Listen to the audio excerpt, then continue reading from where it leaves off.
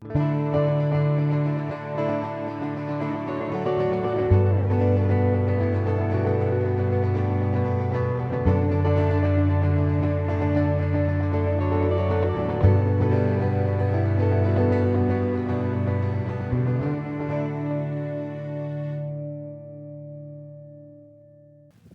you so much, Donnie. My knees are shaking, but it's fine. Are you all well? Good. It's really a privilege to stand here in front of you. I do recognize this is a big responsibility, and I really thank you as eldership team for the opportunity. And sorry for my voice. I don't usually sound like this, but it's fine. Okay, so just to get the nerves a bit, just to minimize it, I'm going to read us 2 jokes. That I was lying in bed with my wife and I was laughing. And she's like, "What's going on?" And I read it to her and she also laughed. So I know it's funny. Because Lisa won't just laugh at anything. She will laugh when it's funny. So the bragging boys. 3 boys in the schoolyard were bragging about their fathers. The first boy says, "My dad scribbles a few words on a piece of paper. He then calls it a poem. They give him $50. The second boy says, "That's nothing. My dad scribbles a few words on a piece of paper. He calls it a song and they give him $100. The third boy says, "Hey, I got you both. My dad scribbles a few words on a piece of paper. He calls it a sermon and it takes 8 people to collect all the money."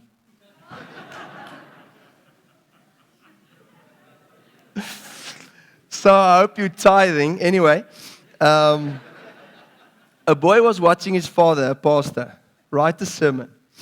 Then he said, "How do you know what to say?" asked the little boy. "Well, God tells me." "Oh, then why do you keep crossing things out?" So that's preparing a sermon. You prepare and then you think it's this and then you think it's that. And then you get people and elders that says, "Hey man, let's go and grab a coffee. Preach to me. Let me guide you, Rudo." And I really appreciate it. Thank you so much. I've never had that. And it really helped. So you can turn your Bible to 1 Thessalonians 3 as we're going through that. And as you're paging there, I just want to take us back. Rudo preached and he thanked us as Paul thanked the church in Thessalonica for their faithfulness. And then Neil unpacked Acts so well last week around the events that happened and then how the church was founded. And then obviously Paul went on and he was captured and he's imprisoned. And he's writing this letter, so he cannot go there himself. But he sends Timothy.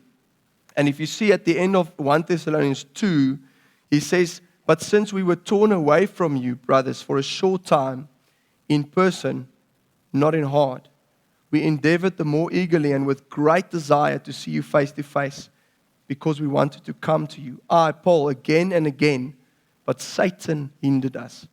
For what is our hope or joy or crown of boasting before our Lord Jesus at His coming? Is it not you?" So that's the end of 2, and then he starts with 3, and then we read in 3. So the next slide, Lambert. Yeah, so let me read that, and then the circle, was it before that? Let me just, okay, this one, is that the next slide? Okay, sorry. So this is just a roadmap that I want to take you through tonight. I just think it's sometimes helpful to understand where the preacher is going. So I'll start with stand strong. Then I'll ask the question, what are you destined for? Then you can do this. You can resist temptation. Then you are officially invited to join the army of God. And then we end with the Jesus-focused life. Because if you don't have a Jesus-focused life, none of what I will preach tonight is possible for you. It's only possible if you have a Jesus-focused life. Otherwise, what I'm preaching is a motivational, message that you'll need next week as well, and then daily you need motivational videos. Don't know if you've ever watched motivational videos, but you do feel you're going to change the world after it, but it doesn't last because it's not an internal word. So, verse 1 and 2 says, "Therefore, when we could bear it no longer, we were willing to be left behind at Athens alone. And we sent Timothy, our brother and God's co-worker in the gospel of Christ, to establish and exhort you in your faith." So all of us, whether you're literally born again today or yesterday, or you're mature in the faith, or you're somewhere in between, we need encouragement and we need exhortation. And I think one of the biggest dangers of the Christian walk is if you come to a place where you think, I have arrived. I'm fine. I've done everything that the Bible says. Usually when I speak to someone that sounds like they're there, they've arrived, then I usually just ask the question, have you raised the dead? Just, to be funny, because usually the answer is no. But anyway, so there's a scripture that says, when you think you stand, make sure that you are standing so that you don't fall. So it's this reality of when we stand strong, we should realize in standing strong, there's still a growth path in front of me. Even if you're leading a church like Donnie, there's still a growth path. And he always says that, it's never that I've arrived, that's why I'm standing in front of you. Not at all. It's God's faithfulness, He's good, He does what He does, and He calls us all for different purposes and different areas of influence in life. But we need to stand strong, and in that we need to be encouraged and exhorted. And we need to do that to one another. But I'll get to the one another later in my sermon. But I just wanted to encourage all of us that take heed that you are really standing strong. And for us to do that, we need each other. That's why Paul sent Timothy, to encourage them and to exhort them. Because he knew that even though they are faithful, even though the message he has received is a good one, there still needs to be encouragement. And there's still a growth path in that. The next one is we need each other. And the question, and I want to stand still on this one for a bit longer. I want to ask the question, what are you destined for? I don't know if you believe in prophetic words. I do. Paul says quite a few times to Timothy, fight the good warfare with your prophetic words. So your prophetic words is important because it shows you what you're destined for, etc., etc. The Bible shows us clearly what we're destined for. But tonight, I want to stand still on a very challenging and interesting scripture. Lambert, you can go to the next one. We are destined for afflictions. If you follow Jesus, you are destined for afflictions. Not what I say. It says here, that no one be moved by these afflictions, for you yourselves know that we are destined for this. For when we were with you, we kept telling you beforehand that we were to suffer affliction, just as it has come to pass, and just as you know. So you, my friend, if you believe in Jesus, yes, you're destined for great stuff. I do believe that. But you're also destined for affliction. But now the question is, what is affliction? So Paul is writing this. He's in prison. Okay? In Thessalonica, they were beaten. Okay? That's great. Who of you in this church have been beaten for your faith? I thought so. Praise God for that. We can preach freely. We can worship freely. Honestly, I love that. But are we still destined for affliction? Even though we're in 2022 and we're sitting in Pretoria. We are.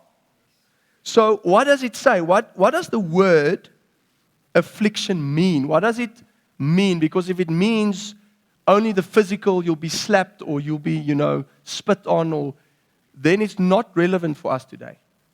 But it means the following. So I'm going to try to pronounce it. So it says thlipsis. That's the word. That's the Greek word. It means oppressing.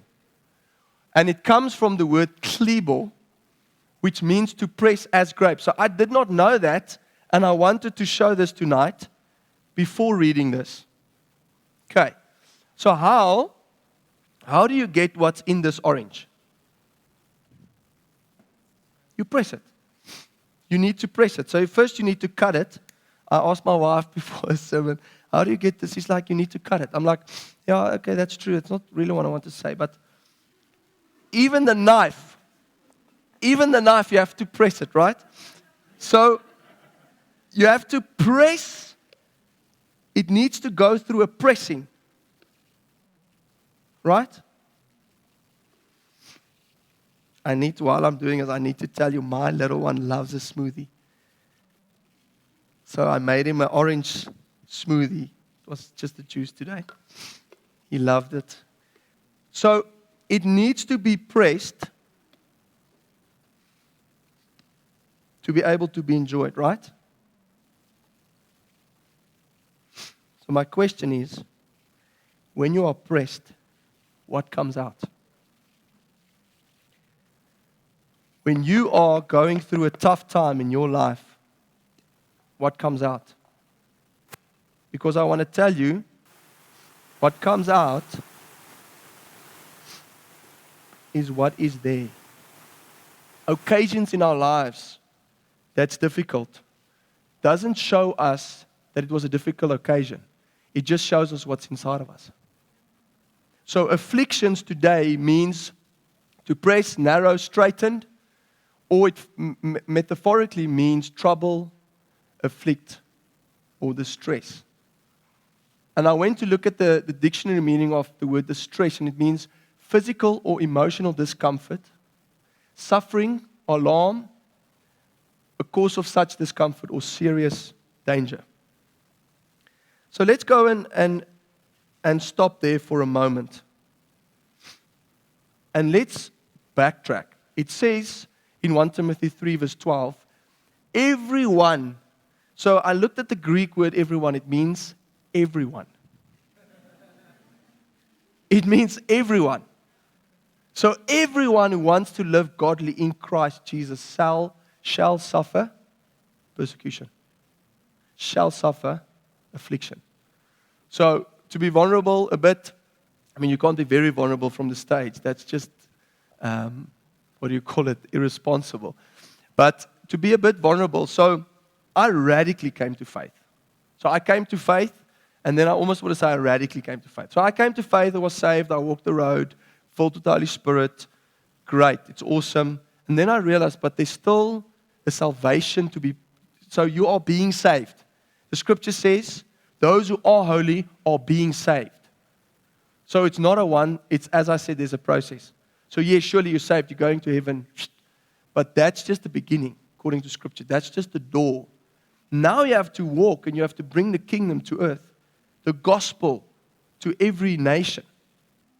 So I remember coming to faith and, seeing the stuff that the Bible says we will see, healing people and praying in tongues and, seeing stuff happen and, really being outspoken for the gospel. And, he's one of my best friends. That was luckily years ago, my dad. And he just didn't understand that. And he literally in my face, he said to me, you are crazy. And if you know my relationship with my dad, like you can ask my brother. He's one of my best friends. Like I try and see him weekly for coffee. We speak about life. He's my friend.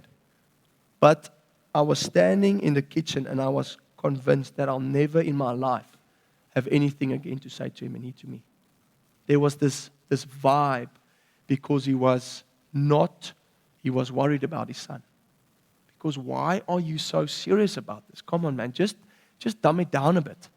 Like God can't be that serious about this thing, man. Just 1 or 2 decibels lighter. And then a few months later, I had the opportunity to baptize him.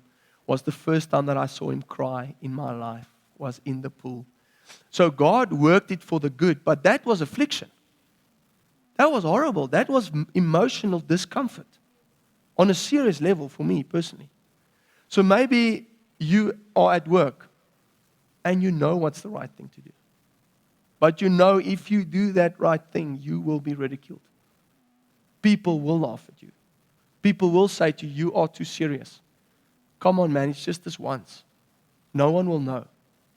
If you stand up there and you're facing something from your peers, that's affliction. That's something you're destined for. If you say no to a bribe, so we went on an outreach going through Zimbabwe. If they see a ZA car, You have dollars, my friend. I need some. And I remember sitting in the car with my brother on this outreach, and the guy said, no, we need a bribe. Obviously, they're not calling it a bribe. I mean, we just need your dollars. And we're like, no, we're not going to, we didn't do anything wrong. They're like, no, there's a mattress at the back of your car. That's illegal. I'm like, I can see my fool's window at the back. That's not illegal. I know that's not illegal. Obviously, they're taking. So we're sitting there for 40 minutes, and we have to go all the way to Malawi. That's far. And we sat there. I was honestly not in the spirit. I was very irritated. Luckily, my brother was in the spirit. He's like, no, let's just pray for them. I'm like, yeah, that is what the scripture says, but it's not that easy in the moment. So one of those guys came to faith because we stood the test and we preached the gospel, and we said to them, look, we're not going to pay this thing. Doesn't matter what you do. But there was a 40-minute wait, and it was hot, and it was in the car, and I was frustrated. That's affliction to a very small degree, but still it's affliction for doing the right thing. What if people say, come, man, let's party? And you say no to that next beer. Or you say no to the club. You say no to that club. What then?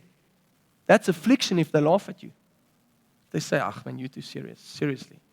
You're judging us. You're condemning me. And that you'll get a lot in South Africa. People feel condemned and they say it's your fault because you live a life that's maybe different. And that's also affliction. So I want to encourage you today that you are destined for that. It sounds weird. It's like, how do you encourage someone?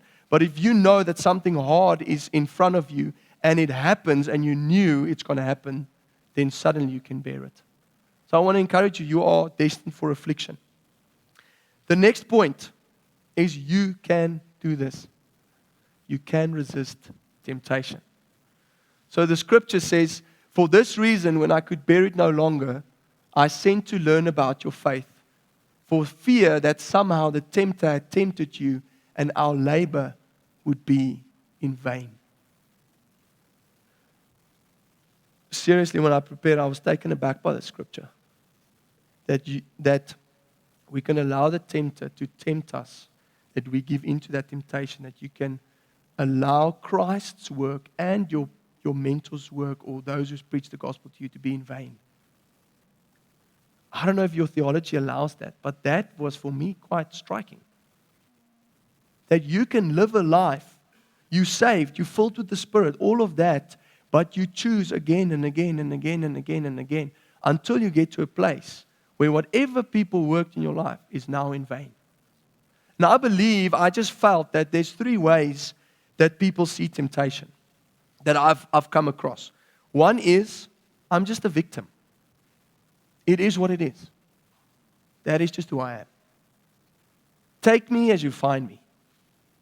I'm not going to change. Why not? No, I can't. It's just that. Sorry. The other side of the second group is, why doesn't God help me? Actually, what you're saying, if you think about it, I hope this is not too harsh, but if you think about what you're saying, it's God's fault. And until He acts, I'll be free. But then you get the biblical one, and this has changed my life dramatically, the scripture. It says, no temptation has overtaken you that is first not common to man. It's common. Whatever you're facing, it's common. You are not special, that Satan will tempt you in a way that no one else has ever been tempted. He will make you feel that way. Oh, it's so only me. It's so hard. It's because I'm living so hard for Christ. Now this temptation is coming. You know, I'm the man. I'm the woman, man. Come on, man. I'm going to resist it, but it's only me. It's not only you. It's common. God is faithful. God is faithful. He will not allow you first to be tempted beyond your power, and He will give you a way out. Every single time. It's good news. It's good news that we can resist temptation. And I want to tell each and every one of you in this hall and myself, you can do it. You can resist temptation. You can say no. Even if you said yes 1,000 times, you can say no next time. You can say no. So, next it's you are invited to join the army of God. Lambert, if you can quickly play those two snippets, please. Sorry, before you play, I don't know, there might be people that doesn't like it when animals get caught in the wild or anything. Just want to warn you, then you please. No, really, I don't want to be not sensitive. So then you can just close your eyes. Thanks, Lambert. Hyena stumbled upon a pack of 20 wild dogs. She immediately felt threatened and called for backup. In order for her call to travel as far as possible, she lowered her head to the ground before howling, making the sound carry further. When the backup finally arrived, the wild dogs knew they wouldn't stand a chance and quickly ran off.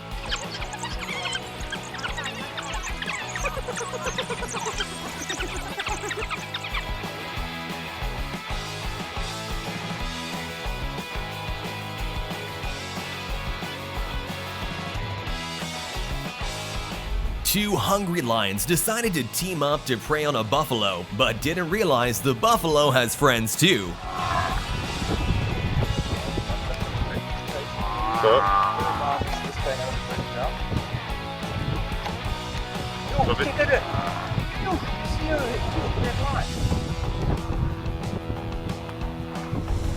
When this buffalo saw a lion sneaking around in the bushes and preparing to attack, it decided to take the first move and strike first.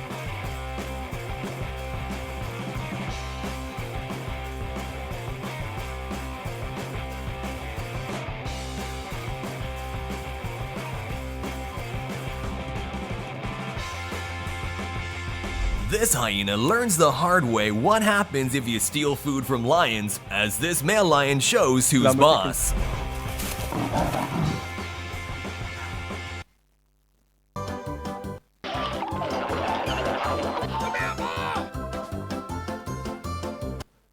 Question: would you build a website for a major brand with more than 200 Thank you. Thanks, Lambert. So, you are invited to join the army of God.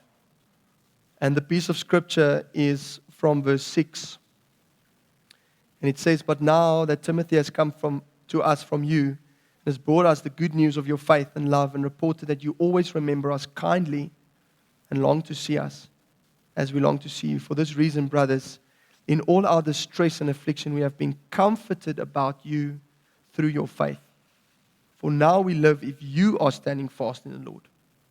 For what thanksgiving can we return to God for you, for all the joy that we feel for your sake before our God, as we pray most earnestly night and day, that we may see you face to face and supply what is lacking in your faith."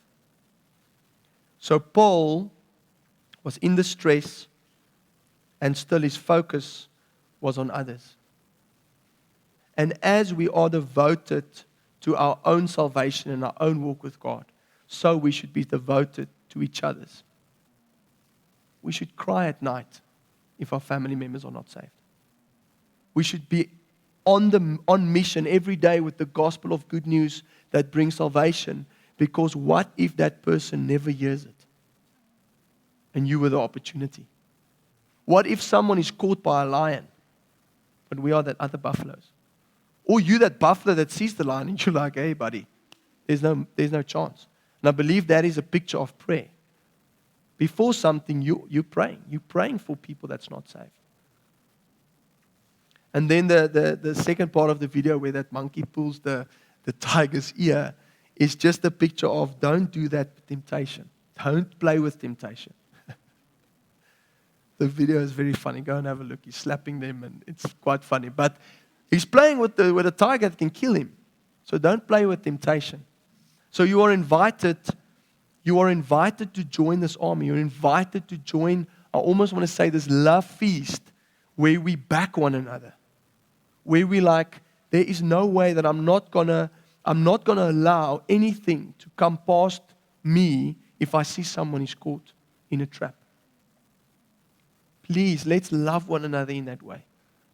I mean, you can't love everyone, I get that. You can't get to everyone, but at least your small circle, at least your connect group, care about them.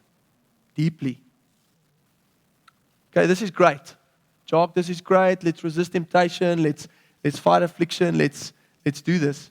The good news is you cannot do that on your own. You cannot do that. And Paul knew it. He wrote, he ended, he said, so I'm thankful, this is amazing. And then he says, now may our God and Father himself and our Lord Jesus direct our way to you. And may the Lord make you increase and abound in love for one another and for all, as we do for you, so that he, Jesus, may establish your hearts blameless in holiness before our God and Father at the coming of our Lord Jesus with all his saints. So what is that saying? It's saying we can love because we are loved. We can be bold because we see God as the bold lion. We can care for one another because we know how much he cares for us. So it's what you behold, you become. If you behold Christ daily and your eyes are focused on him, you will become like him. But if your eyes are focused on something else or yourself or eternally, I'm going to do it, I tell you, you'll be able to maybe sustain it for a bit, but not forever. So what does John 3:16 say? Come on. This is the church, man. What does John 3:16 say?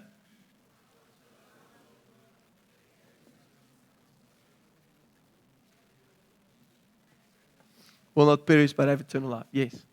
What does 1 John 3:16 say? The same John wrote it just late in his life. So 1 John 3:16 says, but this we know, love, that he laid down his life for us. And we ought to lay down our lives for the brothers. This we know. God laid down his life for us. So what should we do in response?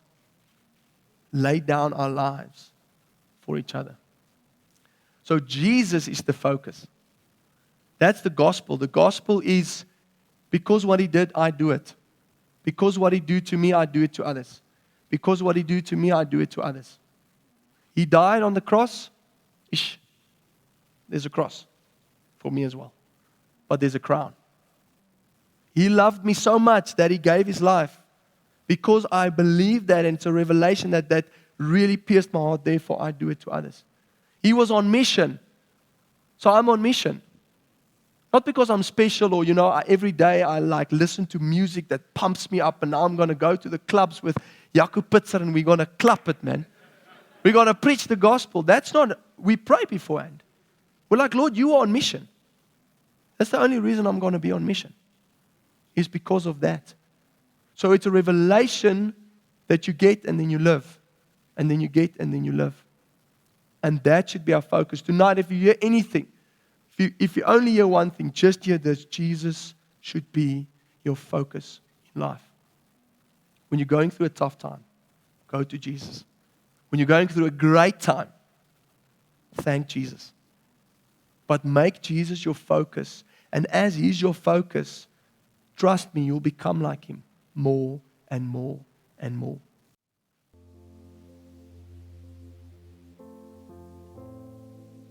As we were taking, I'll end with this. We're taking Joshua to a playground today, and he was the smallest there, so he was so slow, up the stuff, and the guys were running around him and stuff. And a lot of times in life, we feel like that. I sense there's people inside you feel like that. You feel like everyone is flying past you in life. And you're just the slowest. You're just there, man. Come on, where's God? Why is it not coming through for me? Come on. Joshua, he wasn't bothered today. He was, seriously, guys, this was so precious. He will just look if Dad is there. Oh, Dad is there, I'm fine. And then he would go on. And then he will get bumped. At one stage, one of the little ones slapped him like this. He wasn't bothered. Okay, he's a big guy. Joe, my little one is a strong man, but still he wasn't bothered. He was just, is Dad there? Dad is there, I'm fine. Is Dad there? Dad is there, I'm fine. And I feel tonight, God wants to say that to you. Feels like everyone is flying past you. Is Dad there? He's there, I'm fine. Dad is there, I'm fine. So let me pray for all of us, and then I really want to, then you are dismissed. You can go and grab a cup of coffee, go and grab a cup of tea. But if you if anything that I said, touched something in your heart, I really want to ask you to come to the front. But let me pray for us. Jesus, we are so humbled. We are so humbled by what you did on the cross.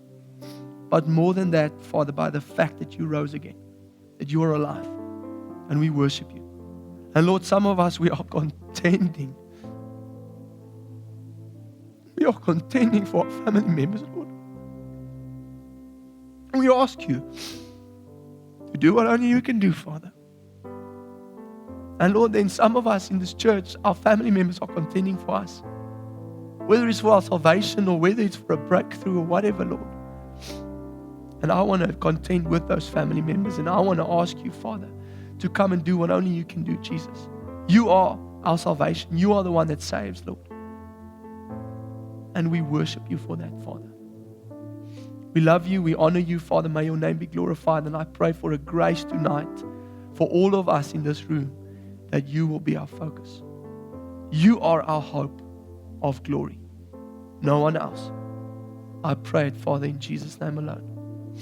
Amen. Great. Thank you so much.